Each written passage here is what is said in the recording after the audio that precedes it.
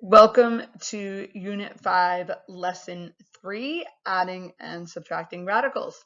I don't know if the microphone on my computer will pick it up, but my upstairs neighbors are stomping and singing, and if the kids start crashing, which might happen, it's possible that you will hear some stuff or maybe see my reaction to it. So if I look up at the ceiling, it's because I don't know what's going on up there, but at least they're happy.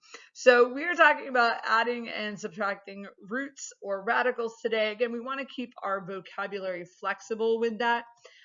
These can be used synonymously. So we can talk about like a square root or a cube root, fourth root, or radicals would be kind of an umbrella term for all of that.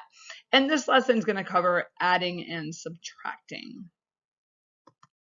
So I wanted to start with this introductory problem. Earlier this year, we had done some work with productive struggle and the idea of tackling a difficult problem. Now, this problem may or may not qualify as super difficult, but I do want you to try to answer it on your own before we have covered the lesson on adding and subtracting roots here. So we have the square root of 48 minus the square root of 12, and we have 4 answer choices there. As you're considering this, I want you to think about things that you could eliminate as impossible or improbable and what tools you have at your disposal. So pause the video for a moment, take a look at this problem, and then unpause the video once you've decided on what you would answer for this question. Okay, low risk, so make sure that you mark something.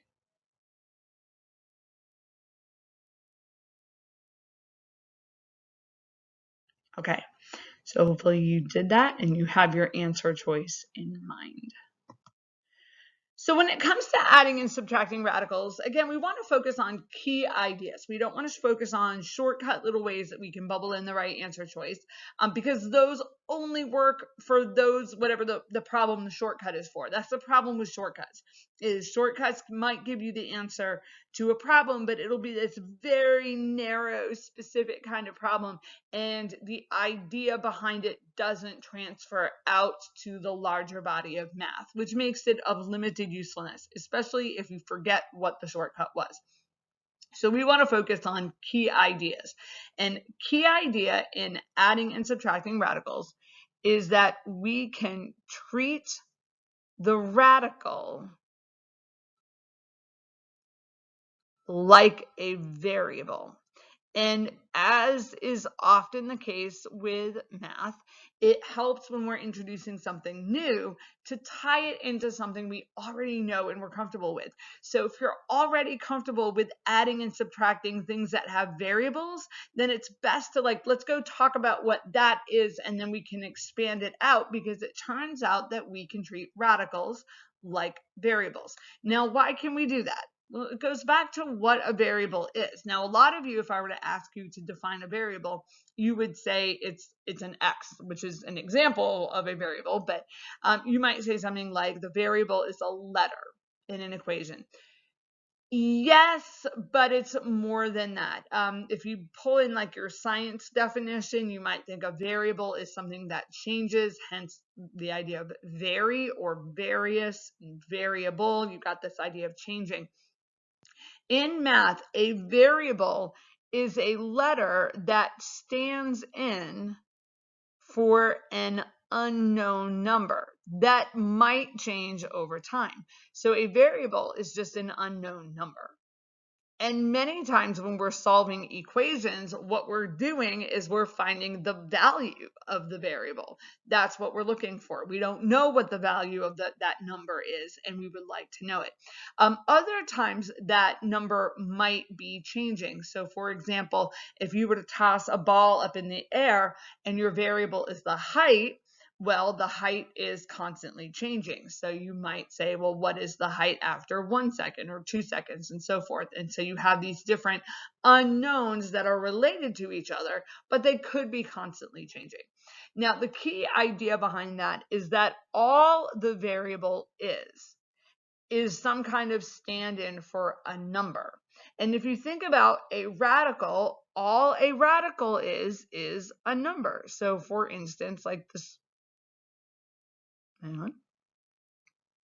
The square root of 5 is simply a number. So why can't the variable represent that kind of number? Why does it have to be, say, 5? Why can't it be the square root of 5? Well, the answer is, of course, it can be the square root of 5. So what that means is that everything we knew about operating with variables can be extended into operating with radicals. You can treat that radical like a variable. Now, if you're wondering, well, okay, in theory, I think I understand what you're saying, but how does that play out? So underneath here, we have an illustration, and you should have that on your notes as well. An illustration of 2x plus 3x. Now, this goes back to somewhere in middle school where you were first learning how to combine like terms. And when I taught it, I would teach it using a stand-in word. So my go-to word is kittens. I have a cat behind me. Oh, there he is. You can see his tail. So kittens or cats. So if I have 2 cats, so I'm using cats as just my stand-in noun for the x. 2 cats plus 3 cats. Well, one, I have too many cats, but you can picture them. Here's 2 cats, here's 3 cats. So what do I have? I have 5 cats. And you could also use the word x's there, like 2 x's plus 3 x's. Now, how many x's do we have? We have 5 x's. Now, notice that you don't do anything to the x. You're not squaring the x. If you were to square it, that would be multiplying. And we're not multiplying here. We are adding.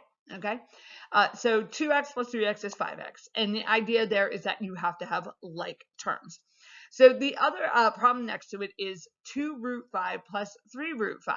Well, remember that we're treating that radical just like a variable. So this is the radical equivalent of 2x plus 3x, except instead of x's, I'm talking about root 5s.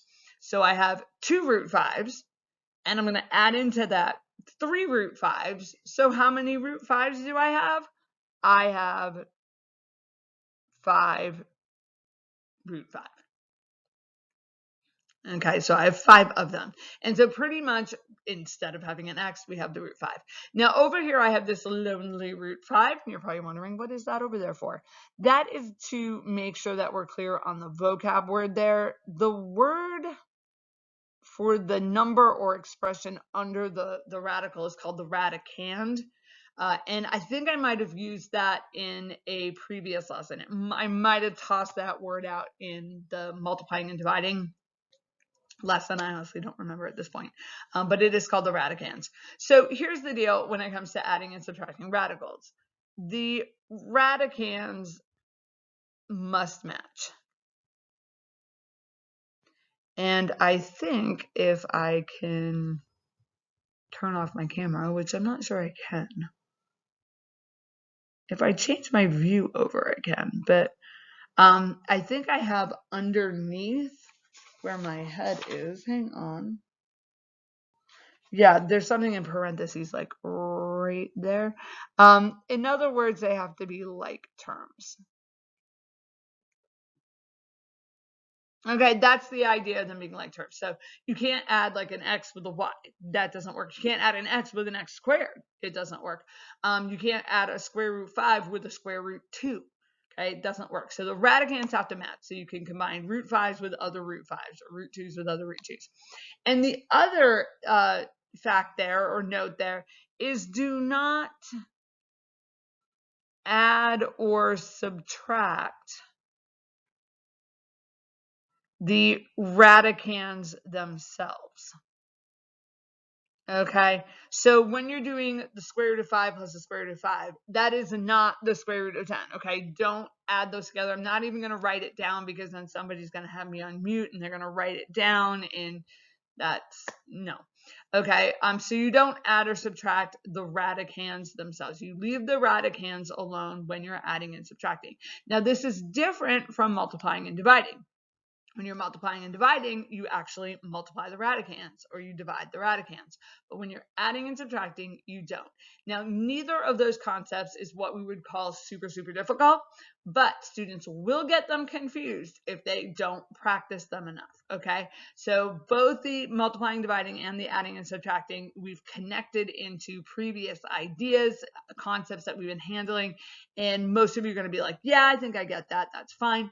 And then not practice it. And if you don't practice it, then when you get a test that has all of them on it, then you're a lot more likely to forget what the concepts are. It's not because you're a bad test taker, it's because you didn't practice enough. Two different things. All right, so here we have a couple of examples. We have 2 root 3 minus root 3. Now somebody's going to say, oh, well, that's just 2. If you have 2 root 3 and you take away root 3, you're left with just 2. That's not how this works, okay? That's like saying that, 5 root x minus 2 root x is just a 3. No, okay, it doesn't work that way. 5 kittens minus 2 kittens is 3 kittens, or I think I switched my numbers around there, but this is 2 root 3, and then remember when you don't see a coefficient that the coefficient is 1. So this is 2 root 3 minus 1 root 3, and 2 minus 1 is 1. So you could answer that as 1 root 3 or simply root 3. All right. Now, another way somebody might do this, and I just want to illustrate this, that there are other ways to think of this, is somebody might say, oh, look, there is a common factor of root 3. I'm going to take that root 3 out, and I'm going to be left with 2 minus 1. Oh, and what's 2 minus 1? It is just 1, and root 3 times 1 is just root 3. Okay, that's just another way that you could process what's happening there. On the right, I have 3 root 3 plus 3 root 2. And remember what we said, you can't, the radicands have to match, okay? So for something like this, if you were asked to add it, you would have to say, can't add. Now, you should respond to the question. I want to be clear about that. If the directions say, do the indicated operation, well, the indicated operation is addition. You should respond to that, and your response would have to be, this cannot be added. This is like taking 3x plus 3y. Okay, 3x plus 3y is just 3x plus 3y. It's like 3 cats plus 3 dogs. Zoo. Okay, but you have 3 cats and 3 dogs. They don't merge together into some cat dog, okay, which would be interesting, but also not a thing. Now, what you don't want to do is leave it blank. And sometimes on a test, students will look at a problem like this and they'll just leave it blank. The problem with leaving it blank is that the person grading your test can't tell the difference between you intending to indicate that this is not an operation that can be done, or you simply quitting and giving up on the problem because you don't know how to do it. They would both look the same. So you do want to respond to the directions. If something is an operation that cannot be done, then you want to say that this is impossible or I cannot add them. All right, so that brings us to our bank of practice problems. So if you're doing this from home, please pause the video at this time and work out at least examples 1 through 3. But if you've got some time, check out examples 4 and 5 as well, just so we can see how those might look. But at the very least, make sure you're getting practice 1 through 3. Pause the video and then we'll go over them together.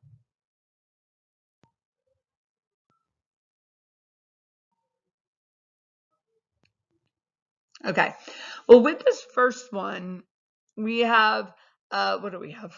Changing my colors up. We have 3 root 7 plus 4 root 7 minus 5 root 7. Now, as I work this out, I'm going to use the word cats, okay, because I have one sleeping right here. I'm just going to use the word cats in place of the root 7. You are welcome to do this in one step. So if I have 3 cats plus 4 cats, I am in violation of my HOA policy by a lot. But I would have 7 cats.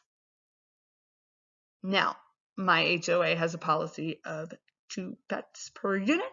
And so if I've got 7 cats, I need to get rid of some. If I have 7 cats and I take away 5 cats, what am I left with? 2 cats. And there's your answer to the problem. Now, a lot of you would just do 3 plus 4 is 7, 7 minus 5 is 2, and you just go right to the answer. Totally fine. Second one is just like one of the example problems. So you have 2 root 5 minus a root 5. How many root 5s are we minusing there? Just 1. So if I have 2 cats and I take away 1 cat, I am left with just a cat. And the last one here, 2 root 6 minus 4 root 5.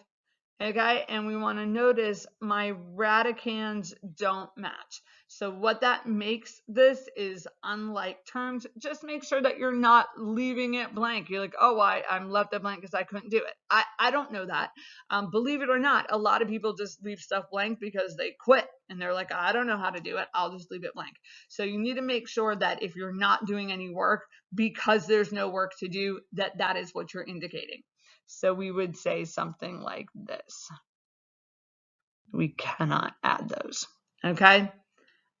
You could say unlike terms if you wanted to be more specific. So those are the first 3. That's like the minimum that you should go over. But for those of you that are a little spunky or you've got some time on your hands, let's check out number 4.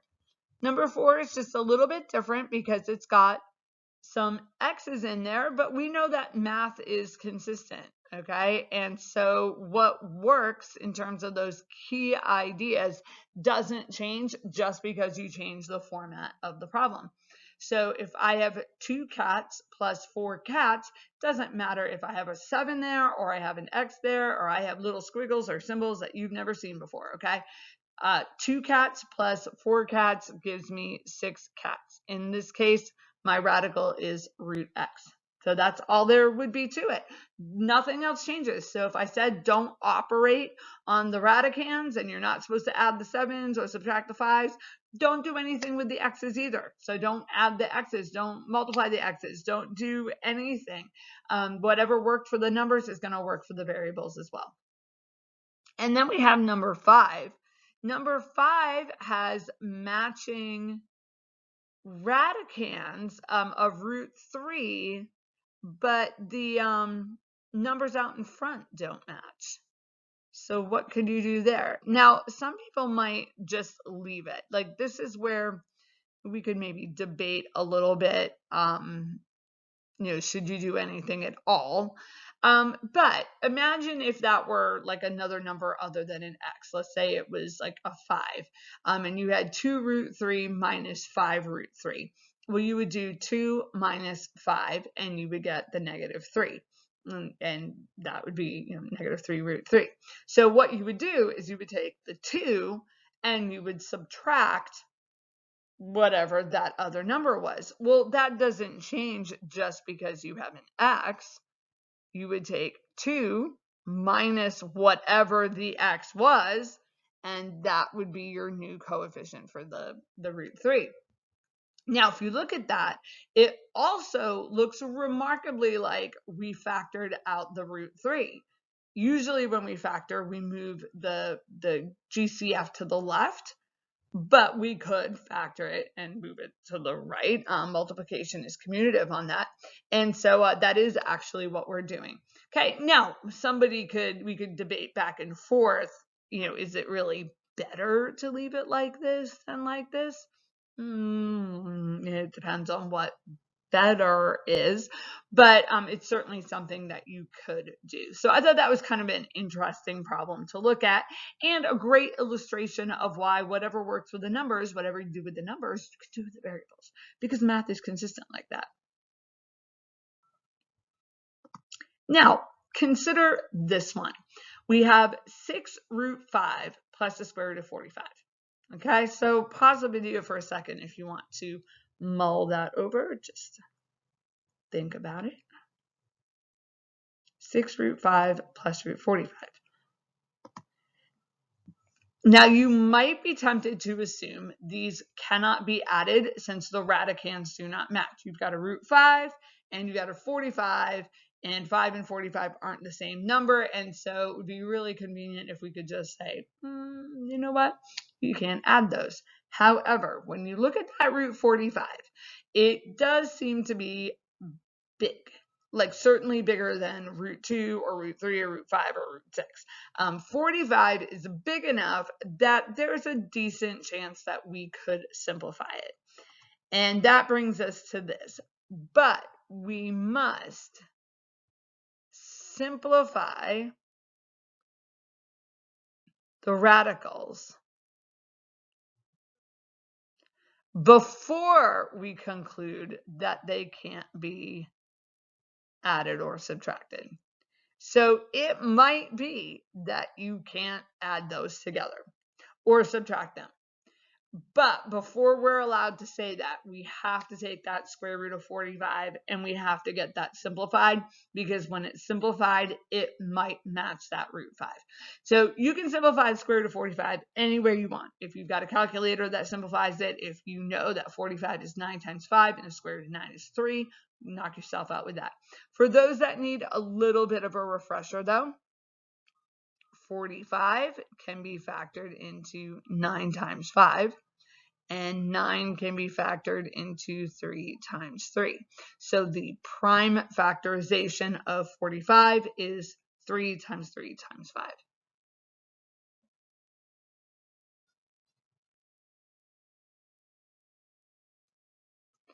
And because this is a square root, we're looking for pairs. And so we have the square root of 3 squared, which is 3. And now you can see that the radicands match. We actually have 6 root 5 plus 3 root 5, which would give us 9 root 5. And you can put your favorite noun of choice. So if you want to say I have 6 pizzas plus 3 pizzas, that gives me 9 pizzas, go for it, okay? But that's like just one of those little catches that you're like, yeah, I can't add them. Great, I'll move on to the next problem. But watch it. If those numbers are getting any bigger than like a 7, like I think 8 is where we need to start thinking about, can we simplify them? Now, it's possible you could simplify them and they still don't match, okay? Or you could have like 3 of them and you could simplify them and like 2 of them match and one of them doesn't, but you could still add or subtract the 2 that do match. So you do need to make sure you simplify them before you conclude that you can't add or subtract them. So pause the video, take a moment, you try this one. So we have the square root of 12 minus the square root of 27. Pause the video, work it out, and then unpause the video when you are ready to go over it.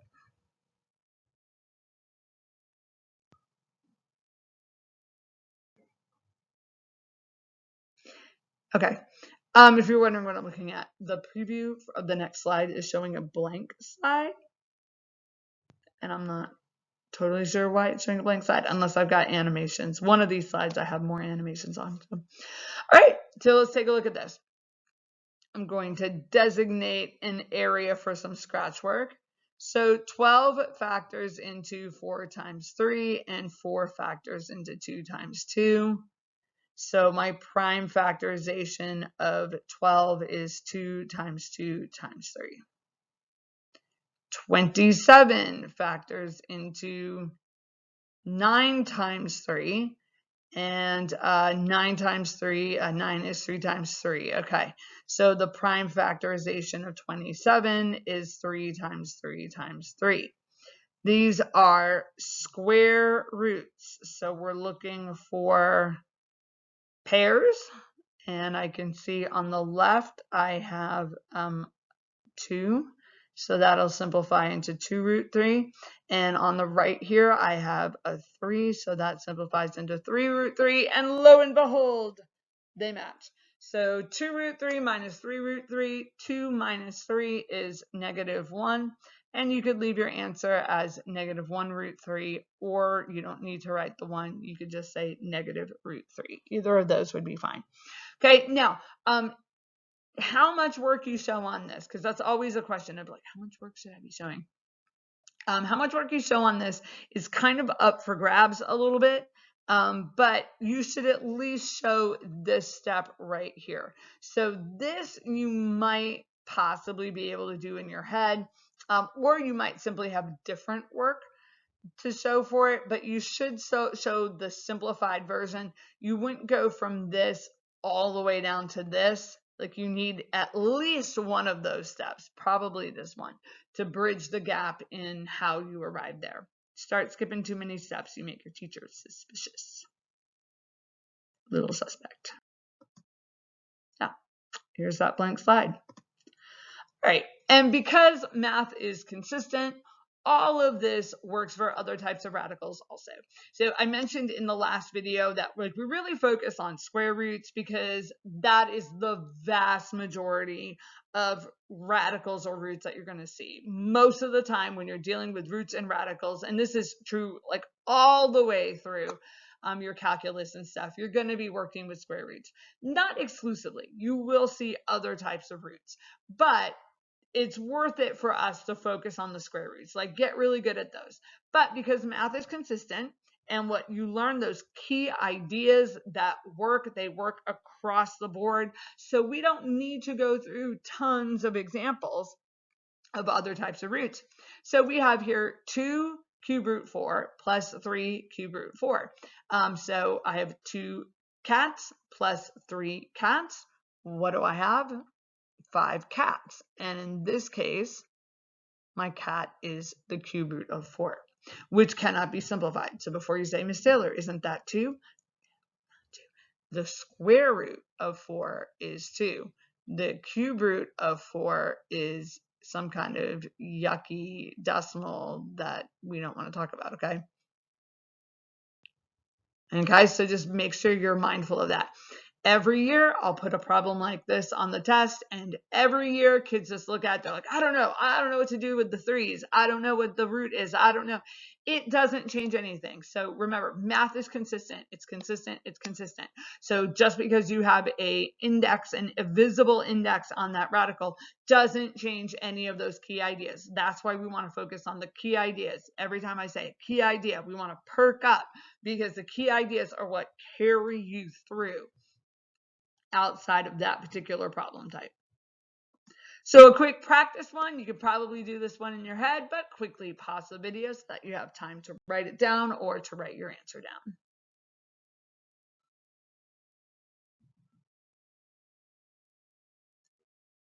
And we have 6 fourth root 2 minus 3 fourth root 2. In this case, that's my cat. I have 6 cats. I subtract 3 cats. So what am I left with? I am left with 3. 3 what? 3 cats. Okay. Don't make those complicated. Don't assume that the index changes everything.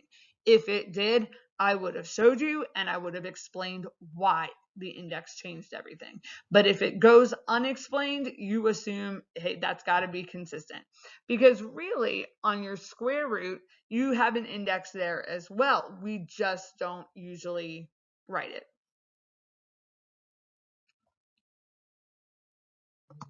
Okay, so now let's revisit that opening problem that we were looking at about 30 minutes ago or so. So hopefully you have your answer. You can pull it back up. I've got the original copy of the notes here for what we're going to be doing in class. And you have something written down like I circled A, B, C, or D.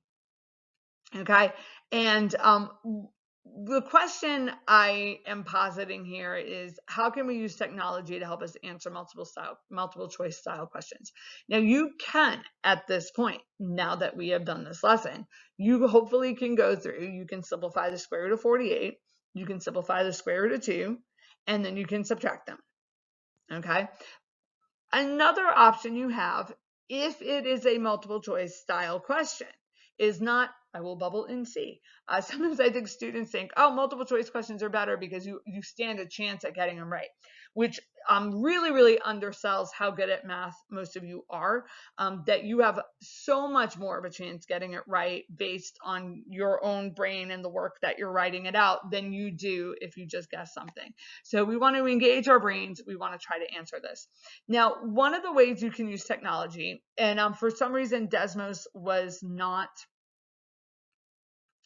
opening in PowerPoint. I don't know why. I'll try to do a restart on my computer sometime before I teach this, but I screenshotted it.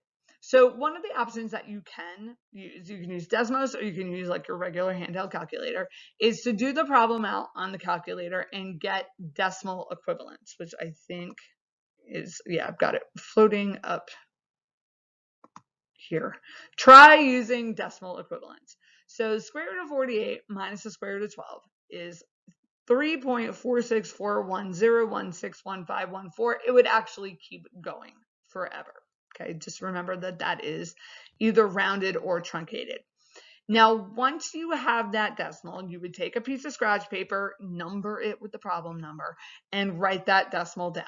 Okay, I would write down several decimal places because you don't know how close the problem writers are going to cut that decimal. So you write that decimal down.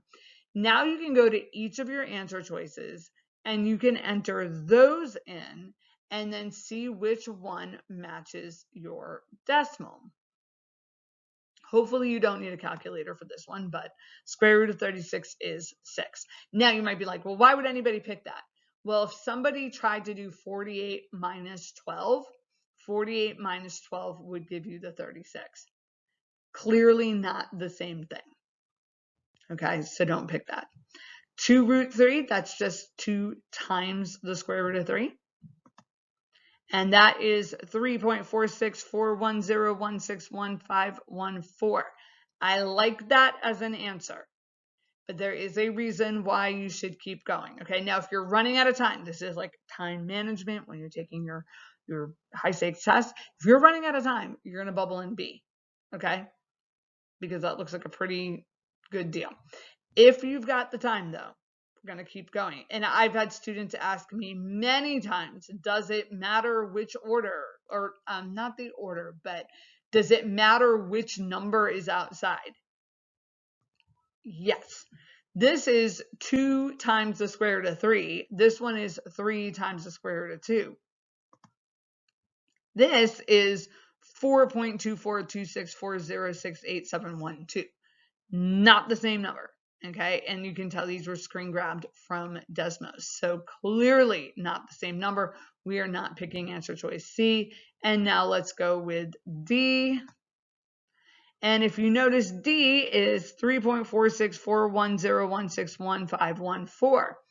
I actually end up with 2 of my decimal equivalents that match.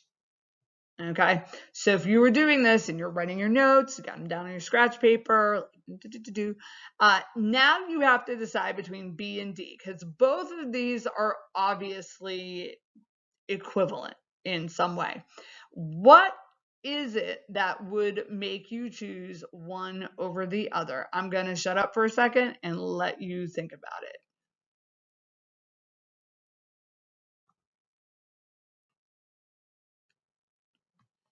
All right. Now, usually in class when I do this, somebody will raise their hand and they'll say, well, I would pick B because it's simplified. And unless the directions, like there's some reason why you wouldn't pick the simplified one, you would definitely go with the simplified one, that is the one with the smallest number under the square root, over the one that is unsimplified. So you would pick 2 root 3 as your answer choice. But it is one of the reasons why you don't want to necessarily grab the first decimal that matches, because there might be more decimals that match. Okay, and you might have to weigh them out. All right, so you just want to be a little bit careful of that. That's just a little bit of a caution. Okay, but that's one of the options you have. That's not cheating, and it's sure better than just guessing something on multiple choice. You can use the technology to figure out answers a different way. So that brings us to our last slide, which is a practice multiple choice question. So pause the video, work this one out. You can use whatever methods you have available, okay? All the things that can come into play with a multiple choice question. Once you've settled on your answer, unpause the video and we'll talk about it together.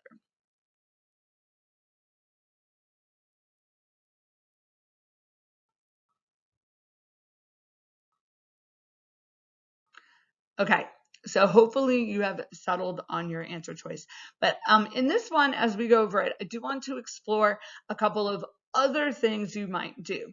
So for example, the square root of 45 minus the square root of 80. Now I know there's a square root in there, but if you were to just do 45 minus 80, you would get a negative number.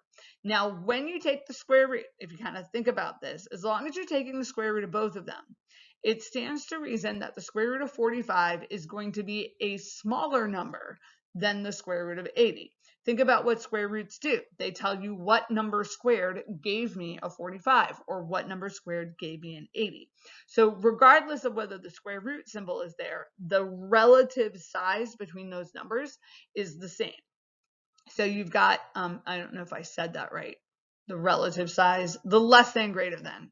I don't want to imply proportionality because that's a whole other thing. But anyway, the square root of 45 is smaller than the square root of 80. So when you subtract them, you're subtracting the larger from the smaller, which is going to give you negative, which means that you don't need to consider answer choice B. Whatever the answer choice is, it's going to be negative. Okay, so you can rule that one out.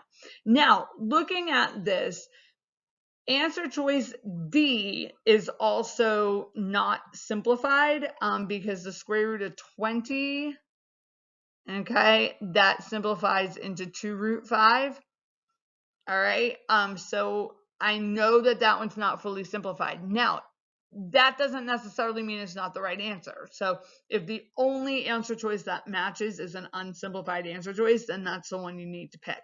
But I am a little about answer choice D. Now, I could also really eliminate answer choice A. And the reason I think I can eliminate answer choice A is because if I do 80 minus 45, that's where the 35 came from. 35 came from doing 80 minus 45. Or in this case, maybe 45 minus 80 and getting the negative 35. However, I know that I am not supposed to add or subtract the radicands. That's one of the notes in your notes, which I know you can't see when I hold them here, but it says don't add or subtract the radicands. So that 35 was arrived at by doing something that I know I'm not allowed to do. Okay, so if I had to guess without doing any other work, I would guess answer choice C. I would eliminate B because it's positive. I would eliminate A because I know the 35 was arrived at by not doing the right thing. And I would eliminate D because I don't think that's not simplified all the way. So if I had to guess, I would guess C. Not because it's C, but because I have a reasonable argument for eliminating the others. So you can go and do this using technology. You can go match up those decimals. I'm going to do this out the long way because I don't have access. Well, I can pull up decimals on my phone here, but I won't. So 45. 45 is 9 times 5, and 9 is 3 times 3.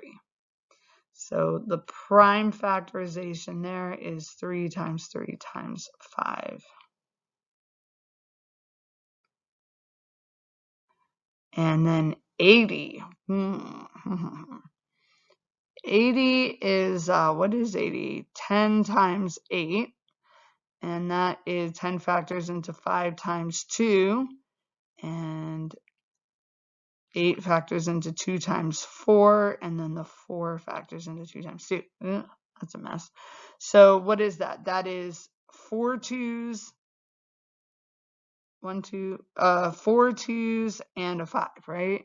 1, 2, 3, 4, and then a 5. I'm just gonna double check that. That is 20 times 4. Okay. And it's a square root, so I'm looking for pairs. So that'll be 3 root 5. And here's a pair, and here's a pair. So that'll be 2 times 2 root 5. So 3 root 5, 2 times 2 is 4. And then 3 minus 4 is -1, but I know I don't need to write that. And oh, look at that. So it does turn out that it was answer choice C. Now, again, there's other ways of doing that, but I think it's really worth it where multiple choice tests are so much a part of what you guys need to tangle with in education nowadays.